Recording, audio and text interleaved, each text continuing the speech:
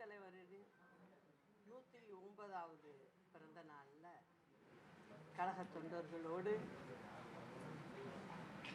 தலைவருடைய சிலைக்கு மாலை அணிவித்து மகிழ்ச்சியோடு கொண்டாடினோம். இன்றைக்கும் அவரை பற்றி பேசுகிறோம், தலைவரை பற்றி நினச்சிக்கிட்டு இருக்கோம். இதுக்கெல்லாம் என்ன காரணம் அப்படின்னு நினச்சிங்கன்னா, அவர் முதலமைச்சராக இருந்தபோது மக்களுக்காக பாடுபட்டவர் அப்படிங்கிறது தான் காட்டுது. ஏழை குழந்தைகளுக்கு அவர்களின் பசியாற்ற சத்துணவு திட்டத்தை கொண்டு வந்தவர். எண்ணற்ற ஏழைகளுக்கு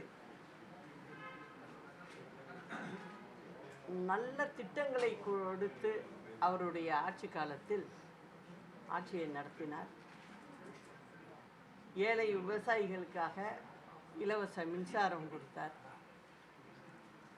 அதே போல் பார்த்திங்கன்னா ரேஷன் அரிசி, அதாவது ரேஷன் சாமான்கள் புரட்சி தலைவர் முதலமைச்சர் ஆகும் வரை எத்தனையோ அரசாங்கங்கள் எத்தனையோ கட்சிகளை சேர்ந்தவங்களாம் இருந்திருக்காங்க. ஆனால் அது ஒரு தனியார் மயமாக்கப்பட்ட மாதிரி தான் இருந்தது. தனியார் தான் அவங்கக்கிட்ட ஒப்படைச்சி தனியார்கள் தான் விநியோகமே செய்யணும். அப்படி ஒரு நிலை இருந்ததை புரட்சி தலைவருடைய ஆட்சி வந்த பிறகு கிட்டத்தட்ட தமிழகத்தில் அன்றைய சூழ்நிலையில் 22,000 கடைகளை, ரேஷன் கடைகளை திறந்து அரசாங்கமே நடத்துவதற்கு கொண்டு வந்தவர் புரட்சி தலைவர் அவர்கள். அதே போல் பார்த்திங்கன்னா இந்த அனாவசிய செலவு அதெல்லாம் விரும்பாதவர். எது மக்களுக்கு தேவையோ அதுக்கு என்ன செய்யணுமோ அதை நல்லா செய்வார். அவர் விளம்பரம்னோ மற்ற இதில் கண்ணோட்டம் அவருக்கு போகலை.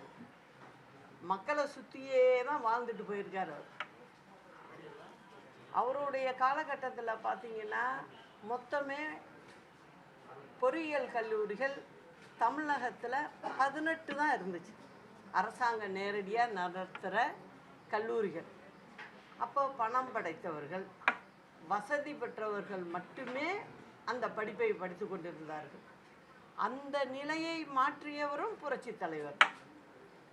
அவர் என்ன நினைக்கிறாரு, கிராமத்தில் உள்ள பிள்ளைகளாக இருக்கு, இவங்கெல்லாம் ஒரு பொறியியல் கல்லூரி படிக்கணுன்னா பண வசதி இல்லையே, போக்குவரத்து வசதி இல்லையே அப்படிங்கிறத நினச்சி அந்த சமயத்தில் பார்த்திங்கன்னா அரசாங்கத்திலேயே நிதிநிலை பிரச்சனை இருந்துச்சு. அதுக்காக என்ன பண்ணார், அந்த விதிகளை மாற்றி தனியாரும் பங்கு பெறலாம், தனியார் கல்லூரிகள் ஆரம்பிக்கலான்னு சொல்லி, அதுவும் முடிஞ்ச வரைக்கும் கிராம பகுதிகளில், அதாவது ஒன்றியம்னு சொல்லுவோம், கிராம பகுதிகளில் தொடங்கினாதான் அந்த சுற்றுப்பட்ட கிராமத்தில் உள்ள பிள்ளைகள் படிக்க முடியும்.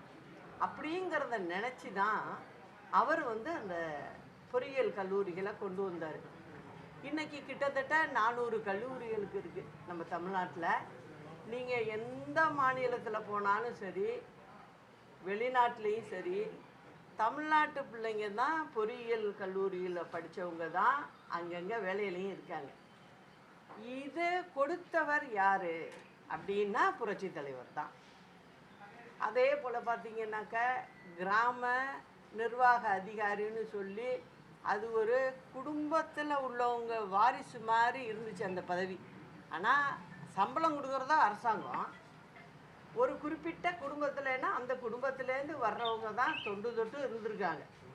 தலைவர் வந்ததுக்கு பிறகு அதையும் மாற்றி இப்போ எல்லா ஜாதிக்காரங்களும் கிராம நிர்வாக அதிகாரியாக வந்துட்டாங்க. அதுக்கு காரணம் யாருன்னு பார்த்திங்கன்னா இதே புரட்சி தலைவர் தான். புரட்சி தலைவர் காலத்தில் 17 லட்சம் ஹெக்டேர் விவசாய நிலங்கள் இருந்தது. அதை அவர் காலத்திலேயே அதை 70 லட்சம் ஹெக்டார் அளவுக்கு விவசாயத்தை பெருக்கி கொண்டு வர்றாரு. அதை செஞ்சவரும் புரட்சி தலைவர் தான். அது மட்டும் இல்லை, அந்த காலகட்டங்களில் வந்து கரும்பு விவசாயத்தில் இந்தியாவிலேயே தமிழ்நாடு தான் முதல் மாநிலமாக இருந்தது. நெல் விவசாயத்தில் இந்தியாவிலேயே 2வது மாநிலமாக கொண்டு வந்தார். இதெல்லாம் செஞ்சவரும் புரட்சி தலைவர் தான். அதே மாதிரி தொழில்துறையிலையும் நிறைய விரிவாக்கங்கள்லாம் செஞ்சவரும் அவர் தான். இன்றைக்கி சொல்கிறோம் பெருமையாக டைட்டன் வாட்ச் அப்படின்னு சொல்கிறோம். உலக நாடுகள் எல்லா இடத்துக்கும் இந்த வாட்சுக்குன்னு ஒரு பேர் இருக்குது. அந்த பெருமையை நமக்கு சேர்த்து கொடுத்தவரும் புரட்சி தலைவர் தான். ஒரு கிருஷ்ணகிரியில் மாவட்டத்தில் ஓசூருங்கிற ஒரு சின்ன ஊர், தலைவர் காலத்தில் நினச்சி பாருங்கள், இப்போ நல்லா வளர்ந்து வந்திருக்கு. அந்த காலத்தில் பாருங்கள் எப்படி இருந்திருக்கும் அந்த ஊருன்னு. அங்கே கிட்டத்தட்ட 25,000 30,000 பேருக்கு வேலை வாய்ப்புகளை உருவாக்கி வச்சவரும் புரட்சி தலைவர் தான். எதை நினச்சி செய்கிறாரு? கிராம பகுதிகளில் உள்ள பிள்ளைகளுக்கு வேலை கிடைக்கணும். குறிப்பாக அந்த தொழிலில் அதிகம் வேலை பார்க்குறவங்க யாருன்னா தமிழ்நாட்டு பெண்கள். கிட்டத்தட்ட 15,000 பேருக்கு தமிழ்நாட்டு பெண்கள் மட்டுமே வேலை செய்கிறாங்க. அதில் இதெல்லாம் கொண்டு வந்ததும் அவர் தான். அது கொண்டு வந்தது மட்டும் இல்லை, 28.74% பங்கையும் நம்ம நிறுவனத்துக்கே வச்சுக்கிட்டார். அதோடைய மதிப்பு நமக்கு பின்பக்கம்தான், கீழே தான் அந்த ஷேர் வச்சுருக்கிறது இல்லை, டாட்டாவே இருக்குது. முதன்மையாக ஷேர் வச்சுருக்கிறது யாருன்னா நம்ம தான் வச்சுருக்கோம். அதனுடைய மதிப்பு இன்னைக்கு 85,000 கோடி. இந்த மாதிரி நம்ம மக்களுக்காக சேர்த்து வச்சுட்டு போன தலைவர். அதே மாதிரி இன்னொன்றையும் சொல்கிறேன். அதாவது அம்மா ஆட்சி சமயத்தில் என்ன ஆகுது, நெய்வேலி லிக்னைட் கார்பரேஷன் அங்கே பங்கை வந்து விற்கிறாங்க. தனியாருக்கு விற்கிறதுக்கு முயற்சிகள் நடக்குது. இந்த முயற்சி 2006லேயே நடக்குது. அப்போ முதலமைச்சராக திரு கருணாநிதி அவர்கள் இருக்கார். அவர்கிட்ட போய் தொழிற்சங்கத்தை சேர்ந்தவங்கெல்லாம் தொந்தரவு பண்ணுறாங்க, இதுக்கு ஏதாவது ஒரு வழியை பாருங்க அப்படின்னு. அவர் தான் எந்த வழியும் பார்க்க மாட்டாரே, அப்போதைக்கு தப்பிச்சு போனால் போகிறோம் அப்படின்னு சொல்லி அப்போதைக்கு இது இப்போ வித்துறாதீங்க அப்படின்னு சொல்லி இழுக்கிறாரு. ஆனால் அந்த பிரச்சனைக்கு ஒரு முடிவு காணலை அவர். அம்மா வர்றாங்க, 2013 அம்மா இருக்காங்க ஆட்சி. இதே பிரச்சனை வருது. அதில் 5% பங்கை வந்து தனியார்கிட்ட விற்கிறதுக்கு மத்திய அரசு ரெடி ஆகிட்டாங்க. அப்போது யார் அங்கே அரசாங்கம் நடத்துனதுன்னு பார்த்தீங்கன்னா காங்கிரஸ் கவர்மெண்ட்டு. காங்கிரஸ் அரசாங்கம் தான் மத்தியில் இருந்துச்சு. திரு மன்மோகன் சிங் அவர்கள் பிரதம மந்திரியாக இருக்கார். அம்மா நேராக போனாங்க, போய் இதை விற்கக்கூடாது, எங்கள் தொழிலாளர்களுக்கு பிரச்சனை, அதனால் இதை நீங்கள் விற்கணும்னு முடிவு பண்ணிங்கன்னா நாங்களே எடுத்துக்கிறோம், தமிழக அரசே நாங்கள் எடுத்துக்கிறோம் அப்படின்னு சொல்லி நம்ம பொதுத்துறை நிறுவனங்கள் வழியாக அந்த 5% வாங்கி வச்சுட்டு போனவங்க யார்? புரட்சி தலைவி அம்மா தான். இது மாதிரி பார்த்திங்கன்னா எங்கள் தலைவர்கள் தான், எங்கள் முன்னோடிகள். புரட்சி தலைவரும் சரி, அம்மாவும் சரி, 2 பேரும் மக்களுக்காக உழைத்தவர்கள். அதனால தான் இன்றைக்கி அவங்க எல்லார் மனசுலையும் வாழ்ந்துக்கிட்டு இருக்காங்க. இதுதான். இப்போ நான் வரேன், இப்போ உள்ள நடைமுறைக்கு வரணும் இல்லையா?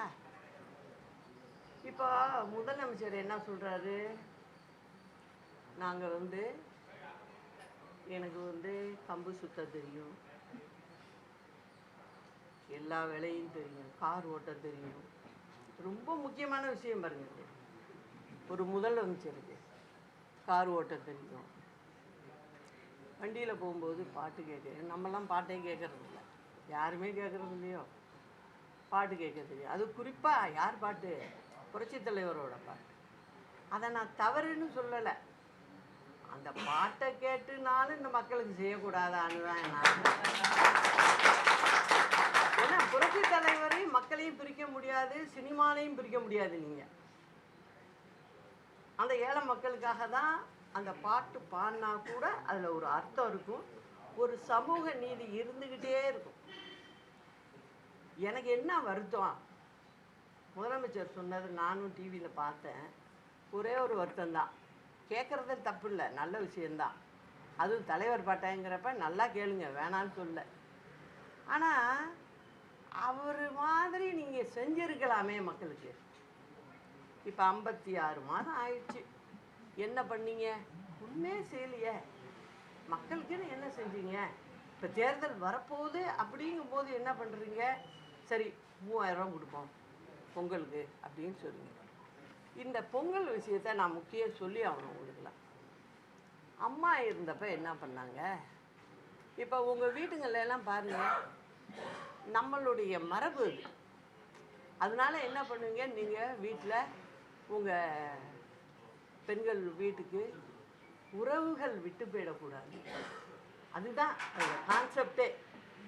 அப்படிங்கிறதுக்காக தான் நம்ம வந்து சீர்வரிசை கொடுக்கறது. 1 லட்சமும் இருக்கிறவங்க கொடுக்கலாம், 1 ரூபா இருக்கிறவங்களும் கொடுக்க முடியும். அதை சந்தோஷமாக போய் அவங்க கொடுத்துட்டு வருவாங்க. இதுதான் நடைமுறை. அந்த அடிப்படையில் தான் அம்மா வந்து, அம்மா கொடுத்தது 100 ரூபா தான், பெருசாக கொடுக்கல. அந்த 100 ரூபாயை எப்படி கொடுத்தாங்க? இது ஒரு சீதனம், நம்ம தமிழ்நாடு அரசாங்கத்தை நடத்துகிறோம், நம்ம பிள்ளைங்க எல்லாருமே தமிழ்நாட்டில் வாழ்கிறவங்க அப்படின்னு நினச்சி கொடுத்தது தான் அந்த 100 ரூபா. வரிசையாக கொடுத்தது தான் அம்மா கொடுத்தது. ஆனால் அதை நீங்கள் காலப்போக்கில் என்னத்துக்கு கொண்டு போயிட்டீங்கன்னா, வாக்கு வாங்கணும், ஓட்டை வாங்கணுங்கிற முறையில் மாறி போகுது. அது மாறுறது எவ்வளோ பெரிய தவறு. நீங்கள் ஏலம் போடுற மாதிரி வர்றீங்க. அம்மா கொடுத்தப்ப ஏதாவது நீங்கள்லாம் ப்ரெஸ்ஸெல்லாம் இருந்திருப்பீங்க. அப்பையும் ஒரு சின்ன இது யாராவது சொல்லியிருப்பாங்களா? எதுக்கு அம்மா இது பத்தலைன்னு சொல்லியிருப்பாங்களா யாராவது? இல்லை. என்ன காரணம்னா, கொடுத்ததனுடைய அர்த்தம் அது. அதாவது நம்ம வீட்டு மக்களுக்கு நம்ம கொடுக்குறோம், அது ஒரு உறவை கொடுக்கறதுக்கு குறிக்கிறதுக்காக கொடுக்கப்பட்டது அது. ஆனால் நீங்கள் அதை வாக்கு வங்கிக்காக மாற்றி கொண்டு போகிறீங்க. கொண்டு போகிறது ரொம்ப பெரிய தவறு. அது மட்டும் இல்லை, இன்னொன்னையும் சொல்கிறேன். சரி, நீங்கள் எப்பப்பா ஆட்சிக்கு வந்தீங்க? 56 மாதம் ஆயிடுச்சு, இதில் பொங்கலே வரலையா? நீங்கள் 22ல் நீங்கள் வந்து ஆட்சிக்கு வரீங்க, 22வது வருஷம் கொடுத்தீங்களா நீங்கள் பொங்கலுக்கு மக்களுக்கு? கொடுக்கல. சரி, 23ல் என்ன பண்ணுறீங்க? 1000 ரூபா கொடுத்தீங்க. சரி, 24 கொடுக்கல. 25ல் கொடுத்தீங்களா? நீங்கள் கொடுக்கல. இப்போ அதனால் என்ன பண்ணுறீங்க? 2 வருஷம் நீங்கள் கொடுக்கல. அதனால் என்ன பண்ணுறீங்க? தேர்தல் வருது, இன்னும் 4 மாதம் தானே இருக்குது, இந்த மக்கள்கிட்ட ஓட்டை எப்படியாவது வாங்கிடுவோம். அந்த வாங்குகிற வரைக்கும் என்ன வேணாலும் சொல்லாமே நம்ம. ஏன்னா அது திமுகவோட கலாச்சாரமே அப்படி. அதனால் என்ன செய்கிறாங்க அவங்க? இந்தாங்க 3000 ரூபாயை வச்சுக்கோங்க அப்படின்னு சொல்கிறாங்க. நான் என்ன கேட்குறேன், இது மாதிரி செய்கிறதுனால தமிழ்நாடு மக்களை நீங்கள் ஏமாளின்னு நினைக்கிறீங்களோ? அது இல்லைங்கிறத இந்த மக்கள் நிச்சயம் காட்டும் உங்களுக்கு அப்படிங்கிறதையும் நான் சொல்லிக்கிறேன். அது மட்டும் இல்லாமல் நீங்கள் பார்த்தீங்கன்னா, நீங்கள் வந்து பாட்டு பாடுறேங்கிறீங்க, இது பாட்டு பிடிக்குங்கிறீங்க, கார் ஓட்டு வேங்குறீங்க, எல்லாம் செய்கிறீங்க. நான் கேட்குற கேள்வி ஒன்றே ஒன்று தான். இத்தனை கோடி மக்கள் உங்களை நம்பி வாக்களித்ததுக்கு நீங்கள் வந்து கார் ஓட்டுறதுனாலையோ இது கம்பு சுற்றுறதுனாலையோ ஒன்றும் இல்லை. நீங்கள் உங்களுக்கு கொடுத்த வேலை என்ன? முதலமைச்சர் பதவி. அந்த முதலமைச்சராக நீங்கள் வேலையை செஞ்சுருக்கலாம்லன்னு தான் கேட்குறேன். நீங்கள் முதல்வராக நீங்கள் செய்ய வேண்டிய வேலையை சரியாக செய்யணும்ல. இல்லைன்னா கிட்டத்தட்ட 17,500 பேர் கொலைகள் பட்டப்பகலில் நடந்திருக்கு. அதை பற்றி ஒன்றும் தெரில. இடையில என்ன பண்ணுறீங்க, வந்தோடனே எல்லாத்துக்கும் விலையை ஏற்றுறீங்க. அதே மாதிரி என்ன பண்ணுறீங்க, ஆவினுக்கு பல கலர் போடுறீங்க. அந்த பாட்டில் எல்லாம் வர்ற மாதிரி பல கலரில் போட்டு ஜனங்களை போட்டு கன்ஃபியூஸ் பண்ணி இதில் இத்தனை சதவீதம், அதில் அத்தனை சதவீதம் அப்படின்னு கேட்குறீங்க. நான் என்ன கேட்குறேன், அன்னைக்கு ஒரு விலையை நீங்கள் பாட்டு ஏற்றிட்டு போகிறீங்க. இப்போ என்ன பண்ணுறீங்க, ஆவின் விலை எல்லா சாமான்கள் வேணும் குறைக்கப்படும் அப்படிங்கிறீங்க. இது எதுக்காக? இந்த தேர்தலை நோக்கி தான். ஆக தேர்தல் பக்கத்தில் வரும்போது உங்களால் குறைக்க முடியுது. நான் என்ன கேட்குறேன், இதை நீங்கள் முதலே ஒழுங்காக செஞ்சுருக்கலாம்ல, ஏற்றாமல் இருந்திருக்கலாம்ல. உங்கள் நிர்வாகத்தில் நிறைய ஓட்டைகள் இருக்கு. நிர்வாகத்தை நீங்கள் சரி பண்ணாலே ஜனங்க தலையில் போய் இந்த கணத்தை தூக்கி வைக்க வேண்டிய அவசியம் இல்லை. ஆனால் அதை நீங்கள் செய்யலை. இதுதான் திமுக ஆட்சி. கேட்டால் சொல்லுவாங்க, நாங்கள் திராவிட ஆட்சி அப்படிம்பாங்க. இந்த திராவிடம்னு சொல்லிக்கிறது ஒன்று, இன்னொன்று ஒரு பக்கம் தமிழ்னு சொல்லிக்கிறது ஒன்று. இதை சொல்லிக்கிட்டு எத்தனை நாளைக்கு தான் மக்களை ஏமாற்ற முடியும்னு தெரியல. இப்போ ஒன்று புதுசாக ஒன்று சொல்கிறாங்க, எல்லாமே விளம்பர நோக்கு தான். என்ன சொல்கிறாங்க, இப்போ உங்களுடைய கனவு என்ன? அப்போ கனவுலே இருக்க சொல்கிறீங்களா மக்களை? எனக்கு புரியல. அது உங்களுடைய கனவு என்ன? ஒருத்தங்க கனவு காண்றதுன்றது என்ன? நம்மளால் ஒன்று அடைய முடியலை, அப்போ கனவு காண்றது அப்படி அந்த அர்த்தமால போகுது நீங்கள் சொல்கிறது. நான் என்ன கேட்குறேன், இப்பயும் நீங்கள் மறைமுகமாக ஜனங்கள்கிட்ட என்ன சொல்கிறீங்க, மக்கள்கிட்ட கனவு காணுங்கங்கிறீங்க. உங்களுடைய கனவு என்னன்னு என்கிட்ட சொல்லுங்கங்கிறீங்க. இப்போ உங்களுக்கு வாக்களித்து 21ல் கஷ்டத்தை சொல்லி தானே ஒரு மாற்று வேணும்னு சொல்லி தானே மாற்றி போடுறாங்க. அப்போ நீங்கள்லாம் எல்லாத்தையும் செய்யணும். அதை விட்டுட்டு இப்போ போய் புதுசாக உங்கள் கனவு என்ன, அதை நாங்கள் சரி பண்ணுறோன்னு சொல்லி அந்த திட்டத்துக்குள்ளேயும் ஒரு சூது இருக்குது. அதையும் சொல்கிறேன். அதை ஒரு தனியார் கம்பெனிகிட்ட கொடுக்குறாங்க அந்த வேலையை. ஏன்னா உங்கள் மனசில் என்ன கனவு இருக்குதுன்னு அவங்க தெரிஞ்சுக்கிட்டு போய் சொல்லணுமா. யார்? தனியார் கம்பெனி போய் சொல்லணும். அதுக்கு ஒரு செலவு கொடுத்துவிட்டு இதில் போய் என்ன பண்ணுறாங்கன்னா, தன்னுடைய கட்சிக்கு எதுவும் பிரச்சனை இருக்கா, அந்த வீட்டில் ஓட்டு போடுறாங்களா இல்லையா, நம்மளை திட்டுறாங்களா என்னங்கிறத விசாரிக்கிறதுக்கு அரசாங்க பணத்தை கொடுத்து ஒரு குழுவை அமைச்சு அவங்க போய் விசாரிக்கிறாங்க. நான் என்ன கேட்குறேன், இது நீங்கள் வெளியில் எங்கேயாவது இருந்துக்கிட்டு ஒரு புதுசாக ஒரு தமிழ்நாட்டை பார்க்குறோம், அங்கே என்ன நடக்குதுன்னு தெரியலையே அப்படின்னு தெரிஞ்சுக்கிற மாதிரி இல்லை. உங்கள் கையில் ஆட்சி இருக்குது. ஆட்சி இருக்கும்போது மக்களுடைய குறைகள் என்ன, மக்கள் என்ன நினைக்கிறாங்க அப்படிங்கிறத தெரிஞ்சுக்கிட்டு செய்கிறவங்க தான் ஒரு அரசாங்கம். அது இல்லாமல் உங்களுக்கு எதுவும் கனவு இருக்கா, அந்த கனவையும் நாங்கள் நிறைவேற்றுவோம். எதுக்குமே திமுகவில் ஒன்று பார்த்தீங்கன்னா முடிவே இருக்காது. ஒன்று சொல்லி அப்படியே காலத்தை கழித்து 5 வருஷத்தை ஓட்டி திருப்பி அடுத்த 5 வருஷத்துக்கு என்ன அஸ்திவாரம் போடலாம், என்னத்தை சொல்லலாம், இந்த மக்களை ஏமாற்றலாம் அப்படின்னு சொல்லிட்டு நீங்கள் ஏமாற்றிக்கிட்டு போகிறீங்க. இது எதையும் நாங்கள் நடக்க விட மாட்டோம். எல்லாரும் நினைக்கலாம், அதாவது இது எப்படி அங்கே பெரிய கூட்டணி இருக்கே அப்படின்னு. நிச்சயமாக அதுவும் அதுதான் நான் சொல்லிக்கிறேன்.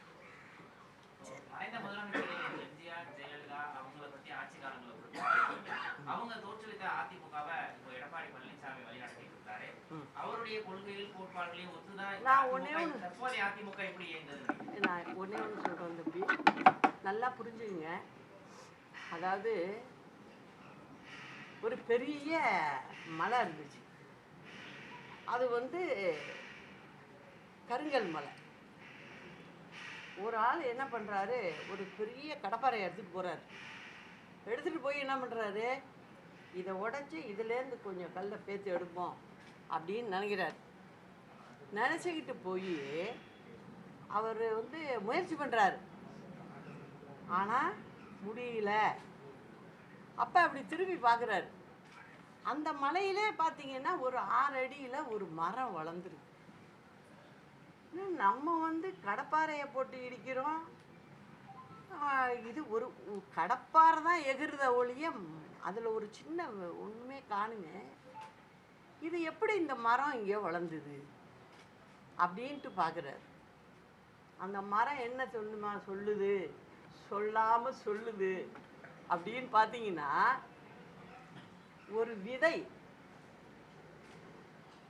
அந்த விதை அந்த இடத்துல விழுது. அது அங்கே முளைத்து வேறுட்டு வளர்ந்து வருது. அப்போது அங்கே வேற ஒன்றுமே ரகசியம் இல்லை. அந்த விதைகிட்ட இருந்தது அன்பு மட்டுமே. அந்த அன்புனால தான் அந்த மரம் அங்கே வளர்ந்துது. அதுகிட்ட கடப்பாறை கிடையாது, ஒன்றும் கிடையாது. ஆனால் வளர்ந்துது. கடப்பாறையை கையில் வச்சவன் ஏமாந்தான். இதுதான் இந்த விடுகதைக்கு நீங்களே அர்த்தம் பார்த்தீங்க.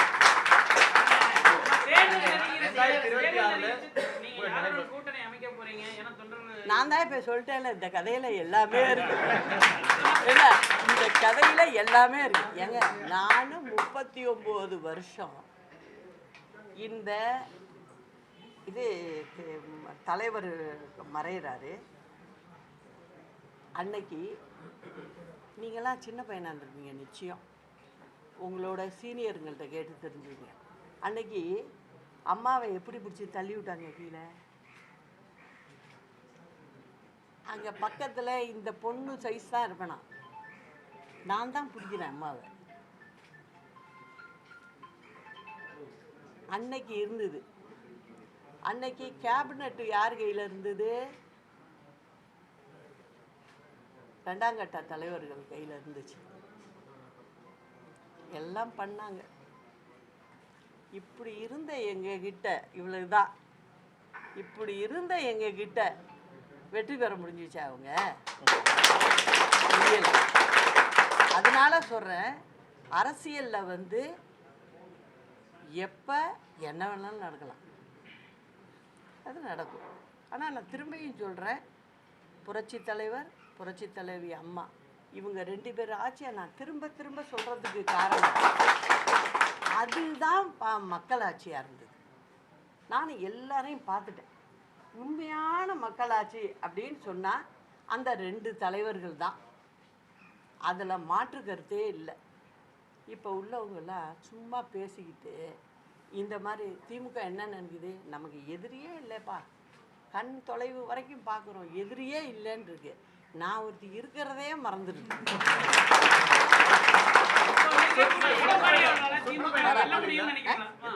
சீக்கிரம் உங்களெல்லாம் நான் தனியாக போகட்டும், உங்களெல்லாம் கூப்பிட்டு எல்லாரும் வாங்கப்பா, எடுங்க, பப்ளிக் ரியாக்ஷனை பாருங்கள் என்னன்னு நீங்களே போடக்கூடிய நேரம் மிக விரைவில் வரும்.